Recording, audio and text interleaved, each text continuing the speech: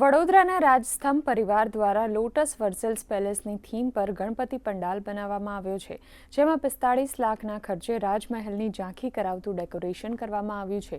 આ decoration European અને ભારતીય આર્કિટેક્ચરનું અનોખું સંયોજન દર્શાવે છે. સાથે જ વેસ્ટ પેપરમાંથી ગણપતિની ઇકો ફ્રેન્ડલી પ્રતિમા તૈયાર કરવામાં આવી છે. ત્યારે દુંદાળા દેવના અનોખા દર્શન કરી લોકો પણ મંત્રમુગ્ધ થઈ જાય છે.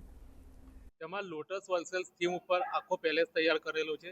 લોટસ વર્સેલ્સ થીમ તે ઇન્ડિયન અને યુરોપિયન આર્કિટેક્ચરનું કોમ્બિનેશન હોય છે, જે ખૂબ જ મનમોહક અને લોકોને મંત્રમુગ્ધ કરે તેવું હોય છે. જે રીતે ભાવિક ભક્તો અહીંયા આવે છે અને તેમના ચહેરા પર અમે હર્ષોલ્લાસ અને જે ભાવ વિભોર થયાની અને જે લાગણી અમે જોઈ શકીએ છીએ, તે જ અમારી સિદ્ધિ છે.